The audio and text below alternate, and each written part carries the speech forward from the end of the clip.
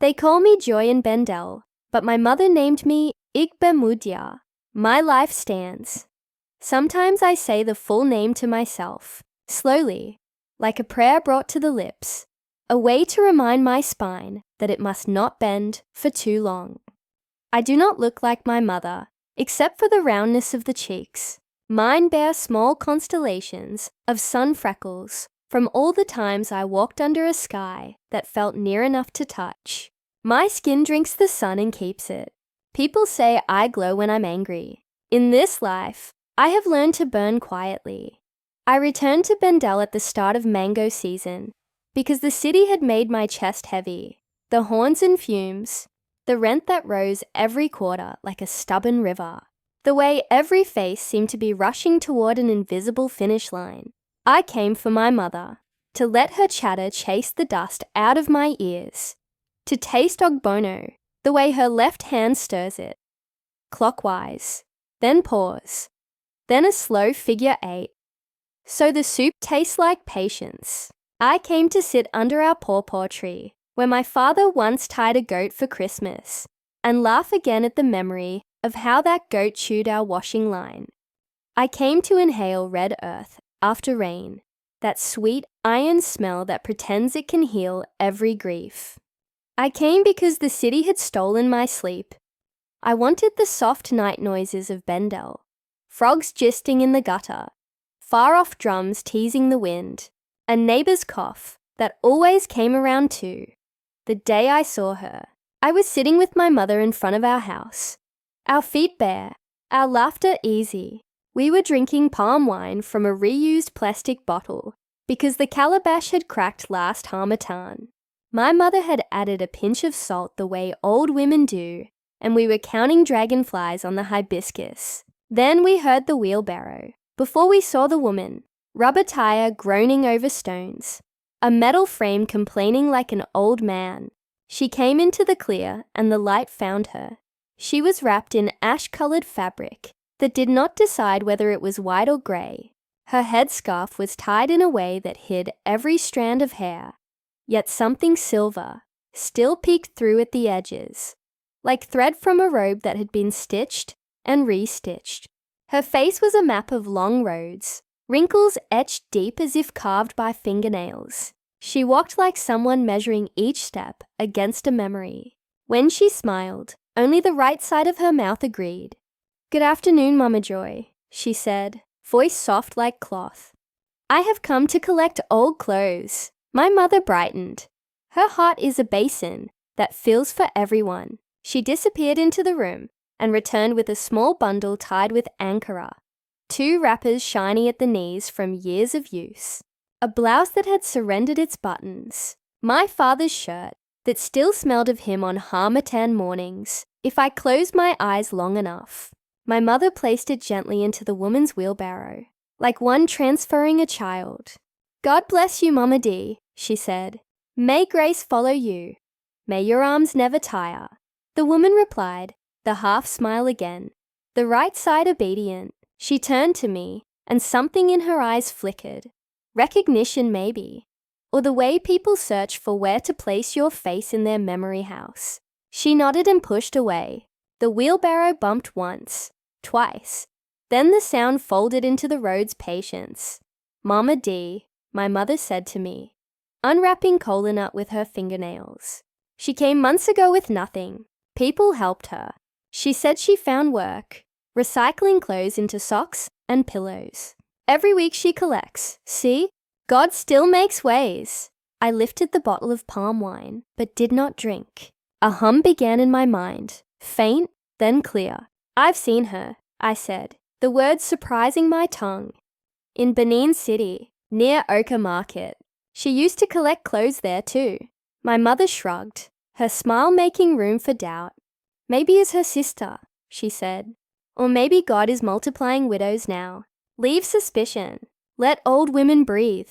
I tried to let it go. I tried to tell myself that faces travel and stories change with road dust. But the hum stayed. It tucked itself under my pillow at night and refused to let me rest. I stayed another week in Bendel because my mother liked the way the air sounded. when there were two women breathing hope into a house. Each day, someone returned from the market with a new worry stitched to their forehead. Blessing lost the money she kept for her daughter's exam fees. She swore by the community borehole that she had put it in the tin beneath the raffia basket, and yet it walked away. Chica harvested yam that looked fat above ground and found rot inside. The tailor said her customers ghosted. Chairs sat empty while cloth breathed and waited. Men muttered into their afternoon beer that bad luck was dancing on the village, like a masquerade that refused to go home. When I asked, people said it was the season, or the government, or Mercury, in retro something. My mother folded wrappers and said, "What is happening is happening. We will pray. We will endure. But endurance has a taste, and this one felt smoky on my tongue." The next afternoon, the wheelbarrow groaned again. Mama D arrived, her back bent like a question mark. When she lifted a wrapper from another woman's hands, I saw her palms. Calloused, yes, but stained faintly black, in a way soap does not forgive easily. My breath paused. Maybe charcoal for cooking, I told myself. Maybe. Still, the hum in my mind swelled to a drum. I decided to follow her. I did not tell my mother because worry sits heavy on her. If you hand her a pebble, it becomes a boulder by evening. I tied a scarf low over my brows, wore slippers soft enough to kiss the ground. Without telling it, I had passed, and waited until the heat softened, and the shadows stretched their long arms across the road. When Mama D pushed her wheelbarrow from her compound, I stayed far enough that my smell would not announce me. She did not go toward the tarred road, toward the bus that pretended it went to the city, but always first broke down by the cassava mill. She turned left, where the ground cracked open into bush path. The trees bowed their heads to one another, and the light became sliced, like cola divided for friends. We walked a long time in a silence filled with insect prayers. I counted my steps the way you do when fear needs something to sit on. 1 to soften the heart, 2 to sharpen the ears, 3 to ask God to face me, 4 to ask him not to. At a small clearing where the ground dipped, as if someone's body had once slept there, she stopped. The world held its breath. From the wheelbarrow she lifted a sack, carefully, tender, almost. She unknotted it and arranged the clothes. Wrapper on wrapper, shirt on shirt, blouse on blouse. My father's smell rose for a second and slapped my face, and I had to anchor myself to a tree with my fingernails. Mama D brought out a small yellow plastic container, the type we used to refill lamps when NEPA forgot us. Kerosene. She poured it over the clothes like libation. Then she struck a match. Flame is a language. It licked and spoke quickly, folded fabric into its mouth, turned cotton into memory, and memory into ash. Smoke climbed the air like a spirit running home. She began to chant, "I know prayers." I know the sweet swing of my mother's morning altar, the way her voice goes soft around Our Father, like a tongue touching a bruise. This chant was not that. It was low and round. It dragged the vowels from her throat, the way fishermen drag nets into the canoe. Grunting, insisting. I could not catch the words completely, but I knew the sound of intention. It shook something inside me that had remembered to be afraid. When the fire died into red whispers, she carried the black remains. The clay pot had been waiting. She scooped the ash in with a wooden spoon, the same careful way you stir a child's pop. She covered it with a lid, lifted it with reverence, and pressed it against her chest, as if testing its heartbeat. Then she turned to leave. I stepped back into the bush and swallowed my breath. That night, I could not untie my muscles from fear. My mother asked why my food was untouched, why the OG went cold, why I chewed like a person shackled to her thoughts. I told her. My mother's eyes roamed my face, the way a torch roams a room during a power cut. "Are you sure?" she asked. "Joy, words can spoil an old woman's life." "Mama," I said, "the word a river. I am sure. I did not sleep. I waited for morning to put a hand on my head and bless me, and then I took a bus to Benin. The city was its usual stubborn self, sweaty and loud and ripe. I found Oka Market, the street with the peeling blue kiosk, the corner where a man sold bicycle bells and rechargeable lamps. The stories came like rain once I asked the right mouths. That woman, one man said, scratching his neck. We called her Iya Udo here, always collecting clothes. Said it was for charity, for recycling. After 2 months, shop after shop began to fall down like plantain in storm. I lost all my savings. My wife's hands refused to stop shaking for weeks. A woman added, "We later heard she burned the clothes, carried the ashes to one small altar. She vanished when we started to ask questions. Vanished like smoke." I carried their words in my pocket, like stones, heavy, certain. I returned to Bendel with 2 young men who were brothers, and anger folded into muscle. I did not want violence. I wanted truth. I wanted proof. I wanted my people to see what my eyes had swallowed. We waited until evening, the hour when things feel holy and dangerous at once. We found her in the clearing, kneeling before a fire that had learned her name. The pot beside her was already half full of night. As soon as she saw us, she tried a smile. It cracked in the middle and fell. "What is this?" she asked. "Why are you following me? Tell us what you are doing," I said, and my voice surprised me in its steady. "Tell us what your hands mean to these ashes. Tell us why our money walks and our yam dies. Tell us the truth, so we can find our way back to ourselves." "I am just an old woman," she started. The brothers laughed. "Short, mean. A recycling company in the city. Does the company pay for smoke?" I asked. "Do they sew pillows from ash?" The fire popped, like a small thunderclap telling us to hurry. The villagers arrived as if a bell had rung in their chests. One by one they stepped into the clearing, faces stiff with hope that we were wrong, and fear that we were right. Words flew like bats, short, dark, frantic. "Mama D," someone said. "Is it true?" She tried to stand tall inside her lie and failed. Her knees found the ground. Tears slid into the ash on her cheek and made mud. "Please," she said. "I am hungry in my life. I have children. They needed bridges. I had no money to build any, so I learned to build with other people's wood." "What do you mean?" I asked, though I already knew. She stared at the fire as if it might teach her a different answer. "I burn what they give me," she said. "I call their names with the smoke. The smoke carries their luck, their shine, their steps. It carries it away from their heads and places it on my children's feet, so they can travel the world and find chairs in rooms where their names fit. Each pot is a person. Each lid is a door. When I close it, their light follows my prayer." For a moment the world held a silence that tasted like iron. Then noise.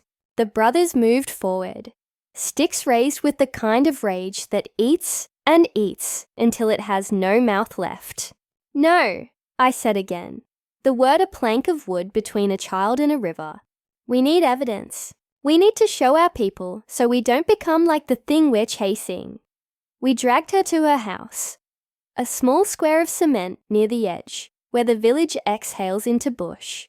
Inside it smelled of old rain and something sweeter, rotten sweet, like fruit that refuses to die. We found the altar, not an altar the way churches arrange theirs, clean and bare.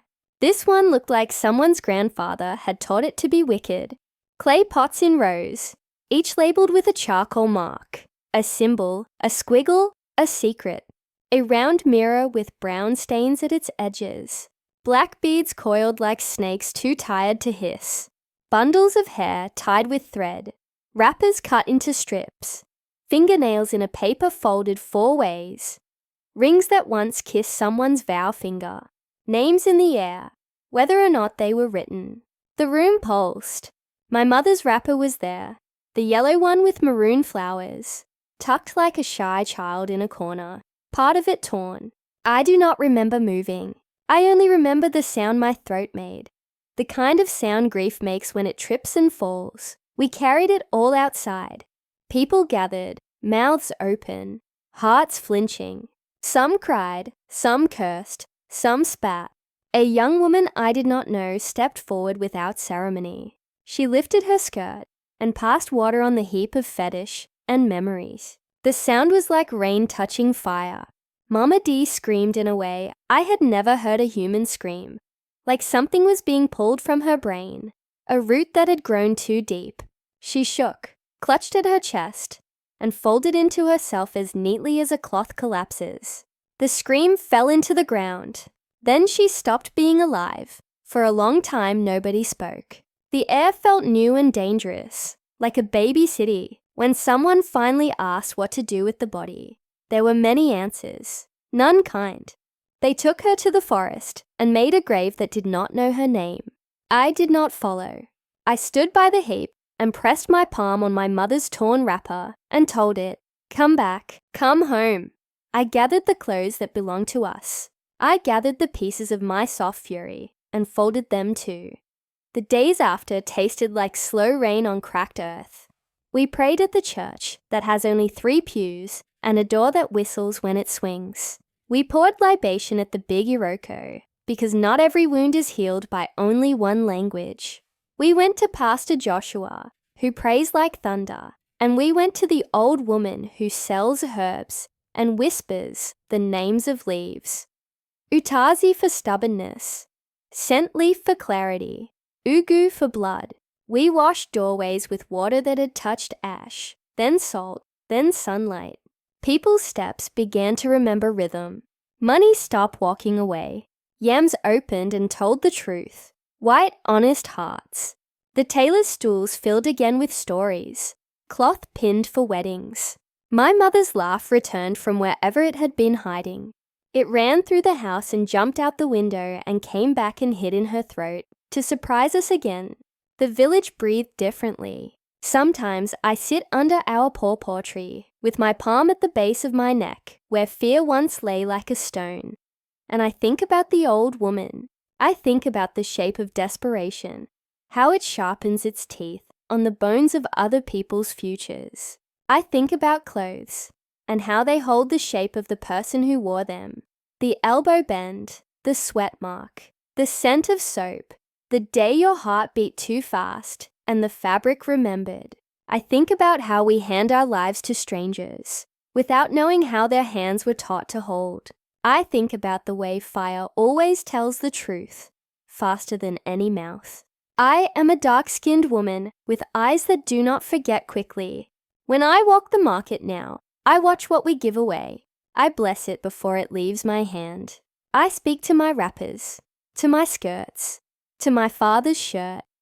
Carry only the light I agree to. Carry the goodness that can be shared, and nothing else. I have learned that kindness must be guarded the way a mother guards sleep when babies are finally quiet.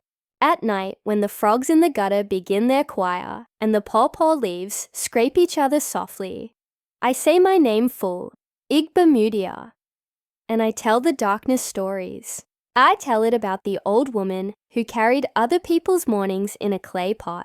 I tell it about a village that almost forgot it was blessed. I tell it how we chased our light into the bush, how we dragged it home, how we stood it in the sun and told it to grow. I tell the darkness that we will not be easy again. I tell it that our clothes remember us. I tell it that when we wash, we scrub sorrow from the hem and sing while we ring. On such nights I sleep well finally. The moon crawls into the room and lays down by my feet like a contented cat. My mother snores gently in the next room. Somewhere in the distance, laughter spills as if it tripped over a stone. In my dream, we are all wearing our names like wrappers. Tight, bright, impossible to steal. And the wind, sweet with the smell of wood smoke and rain coming, keeps saying what my mother says when she ties a final knot. Ayan, it is strong now. It will hold. I did not plan to become the woman people came to for answers. It happened in the quiet way. Oil creeps across a pot and covers the surface, slow, then suddenly everywhere. The morning after we cleared the altar, I fetched water before the sky made up its mind about light. The borehole handle squealed its small complaint, and the bucket mouth grinned up at me, like a child waiting to be filled. The water came clear, then clouded, then clear again. I stood there thinking of how some lives do that too. The first girl arrived with a wrapper pressed to her chest like a wound. "Auntie Joy," she whispered, eyes refusing to look up. "I think my own is here." She opened the fabric, and I recognized it. A cream blouse with a stubborn stain of palm oil, the kind that laughs at soap. I had seen it on the altar heap, bound with red thread. Her hands were shaking so hard the blouse danced. I put my palm over her knuckles. "Breathe," I said. "Let your breath reach your fingers." By afternoon, the yard was a pile of stories. Shirts with frayed collars, anchor that carried the smell of Sunday stew, a child's dress embroidered with crooked butterflies, a scarf that had comforted a woman across 3 funerals. Each piece carried a name that did not need ink.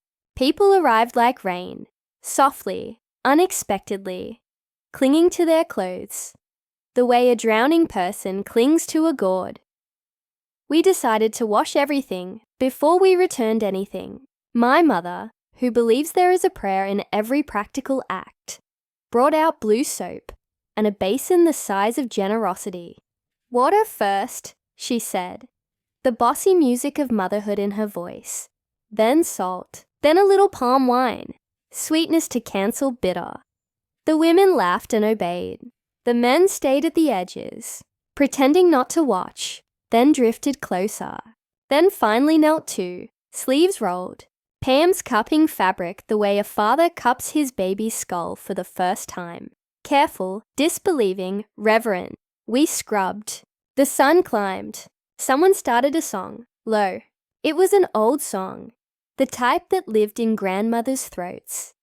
The type Pam wine picks when it wants to remember being tree. We sang, stains lifted, threads brightened. The wind moved through the yard and patted our backs like an ant proud of our stubbornness. Children chased soap bubbles and called them angels.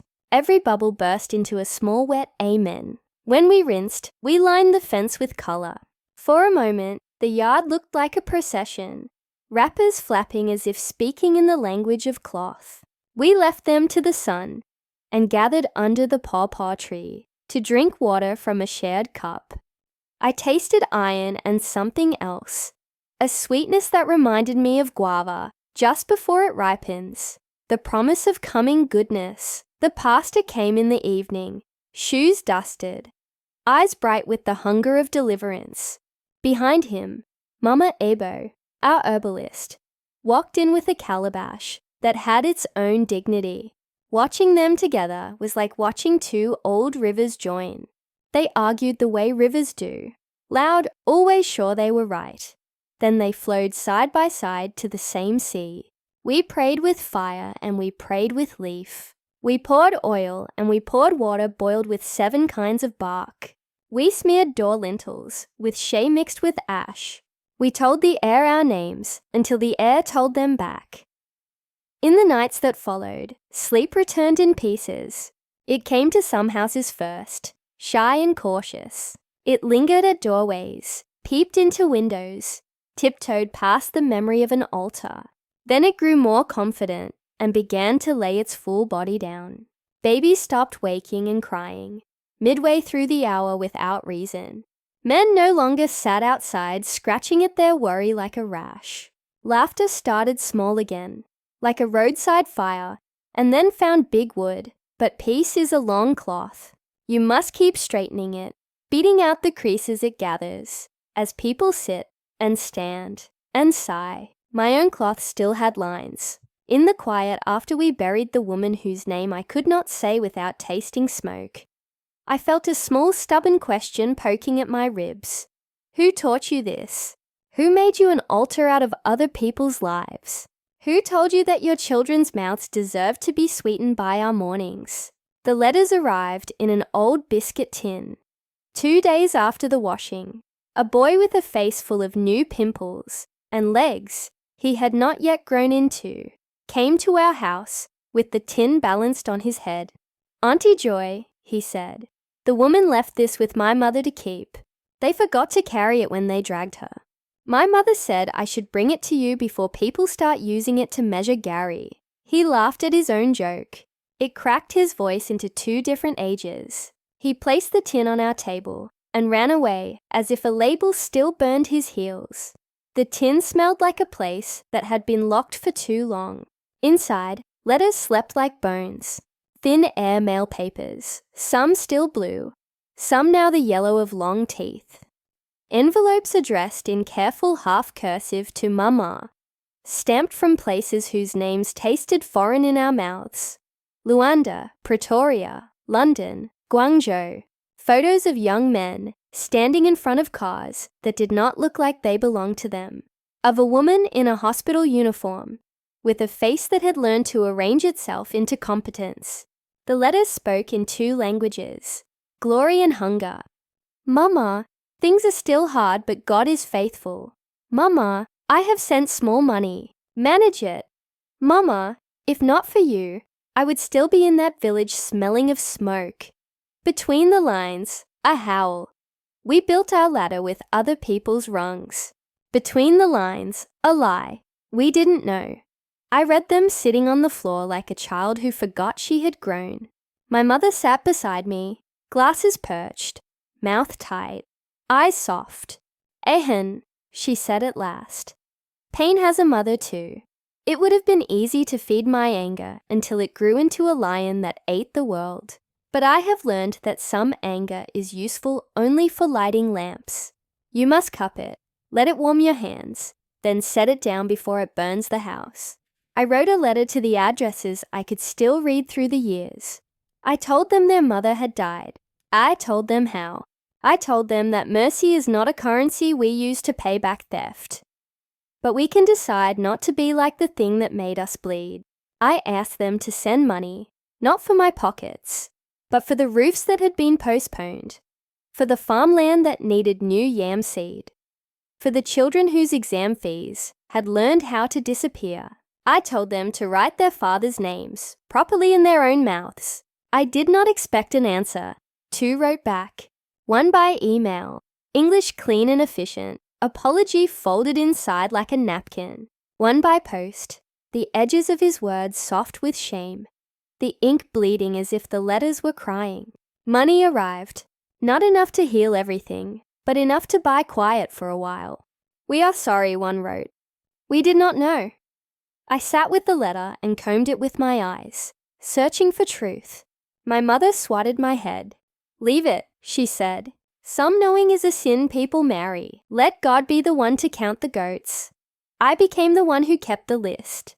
Names, losses, small restorations. Even numbers behave better when they are watched. We bought yam seed. We built a zinc roof that no longer sang sorrow when rain came.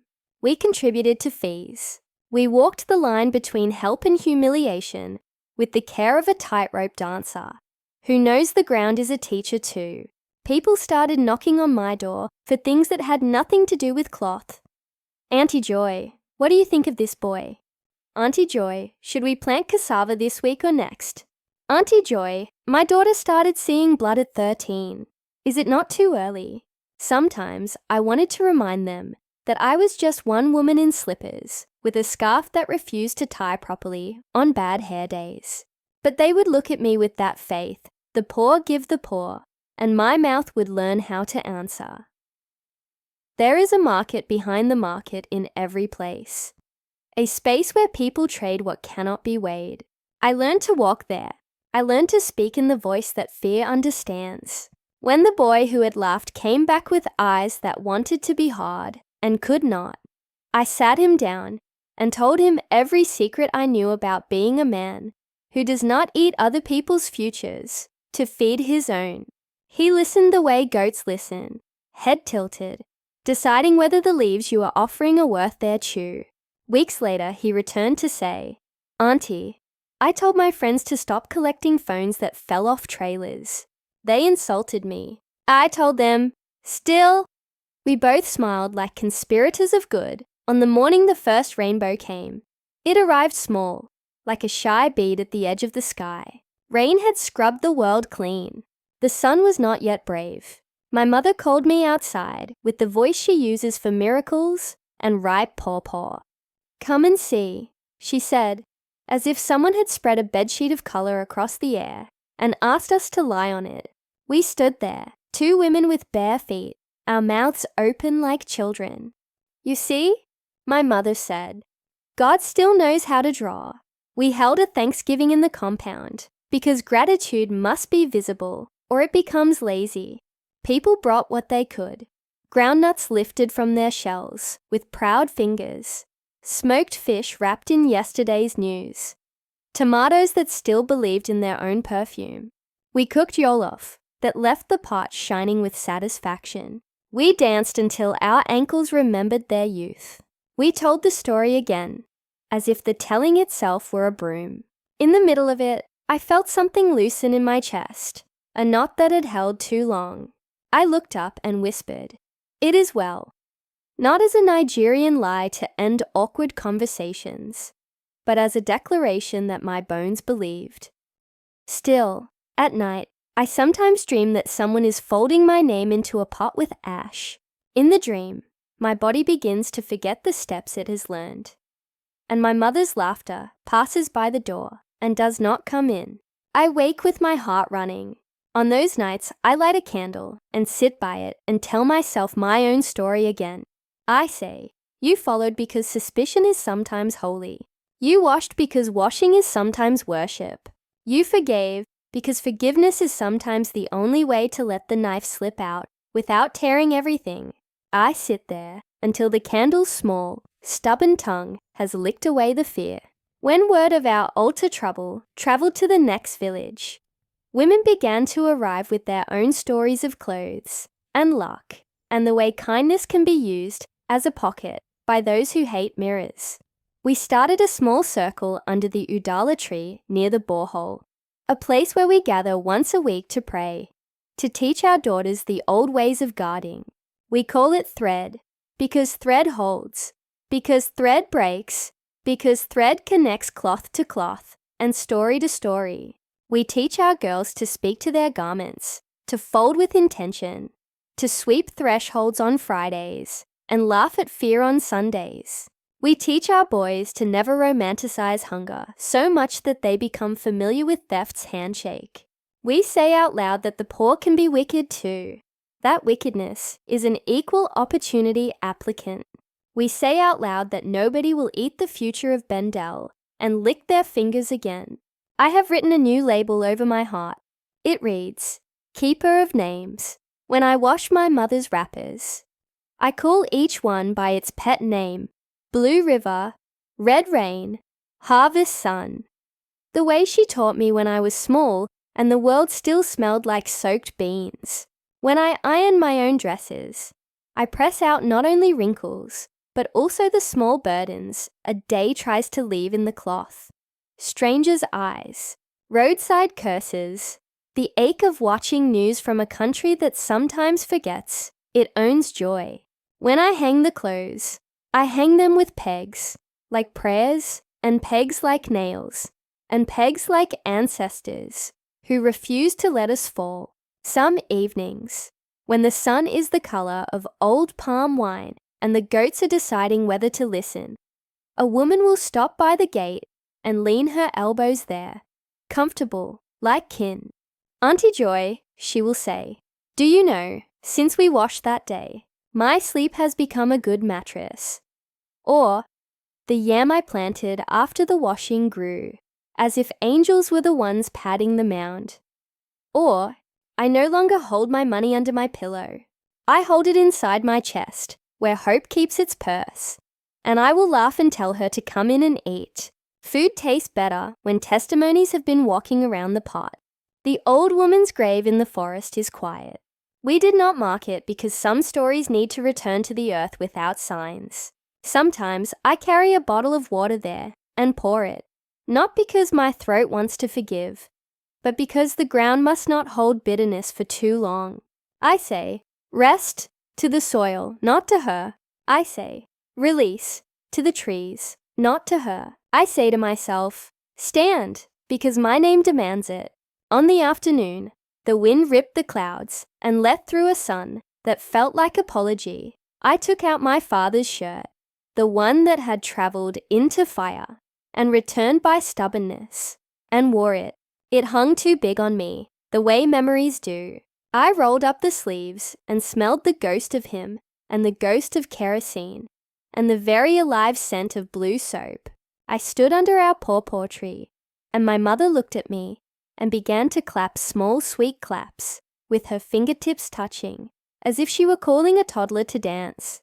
"Ian," she said, eyes shining, "you look like a woman who has seen the world and decided it will not carry her away." "Maybe I am," I said. Night came soft, like a truth finely spoken. The moon was an egg broken over the sky. The frogs started their choir and nobody shushed them. I lay on my mat and listened to my mother sleep. And through the window, the clothes on the line breathed like animals dream walking. I slept. If you ask me now what I learned, I will not list verses or proverbs or the long wisdom of my mother's age. I will take you to the line where our clothes dry, and I will show you how cloth, when it is washed with intention, holds light differently. I will ask you to press your palm to your chest and to say your name until your bones answer. I will tell you that not every old woman is a saint, and not every young woman is a fool, and not every generosity is safe. I will tell you that we live in a world where altars are both bricks and breath. I will tell you that the work of our life is to pull our names back from every pot, every mouth, every story that tries to own them, and then to hang those names in the sun and watch them dry and smile and go on.